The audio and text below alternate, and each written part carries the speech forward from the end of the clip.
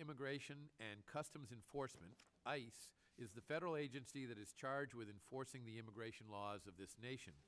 Its mission statement is to protect America from the cross-border crime and illegal immigration that threaten national security and public safety. Its website boasts enforcement of over 400 statutes and touts the agency's focus on, quote, smart immigration enforcement and combating the illegal movement of people and goods. This sounds like an agency that is committed to devoting every available resource to vigilantly protect the American public. Yet, under the policies of this president, safety and security for Americans appear to be far less important than the so-called immigration enforcement priorities, which result in hundreds of thousands of unlawfully present and criminal aliens remaining in our communities. Smart enforcement does not include, allowing nearly 370,000 known convicted criminal aliens to walk the streets, and it defies common sense to designate removable aliens arrested for serious crimes as low priorities because they have not yet been convicted. They remain threats to the public despite the lack of a conviction. Any policy that notifies violators in advance that they will not be prosecuted is simply unacceptable. How is that smart enforcement when the offenders know there are no consequences for their unlawful actions? It only encourages similar conduct by others.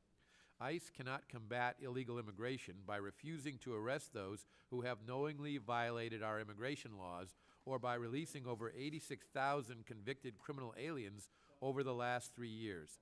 These are not policies that protect Americans and help secure our borders.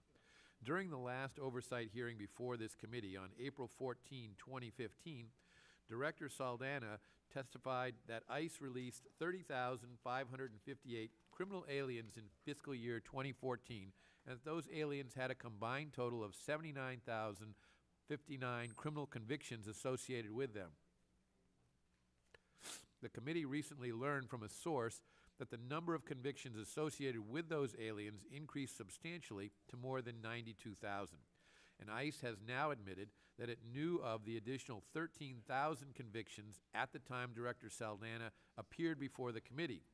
I look forward to hearing the Director's explanation for the difference between what she told us then and what was known to the agency, since the data demonstrates that these criminal aliens pose an even greater threat to public safety than was represented to the committee. Specifically, there were 17% more convictions for homicide-related offenses, 22% more for robbery, 27% more for sexual assaults, 17% more for aggravated assaults, and 11% more convictions for domestic violence assaults. The failure to report this critical information raises serious questions about whether ICE intentionally distorted the true nature of these threats to Congress and the American public. For the families of those killed by criminal aliens, those like Kate Steinle, Marilyn Ferris, Casey Chadwick, Sarah Root, and Josh Wilkerson, assurances of smart enforcement ring hollow. And sadly, the number of victims continues to increase.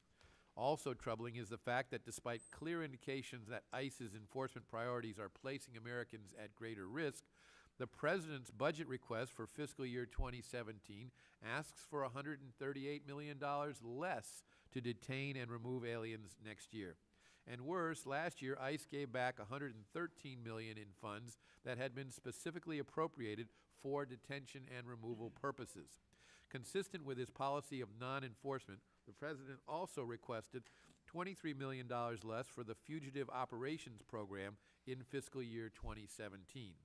Fugitive operations officers must locate and arrest criminal aliens, often in a high-threat environment, after they have been released back into the community by sanctuary jurisdictions. With more than 300 sanctuary jurisdictions nationwide, there are more than enough removable criminal aliens to warrant the additional $23 million in funding for this important enforcement program. This administration's failure to allocate resources to critical program areas that directly impact ICE's ability to keep criminal aliens off the street belies any assertion that public safety is a primary concern. I want to thank Director Saldana for appearing here today. I look forward to your testimony and to your responses to the questions I have outlined, as well as the concerns and questions of other members of this committee.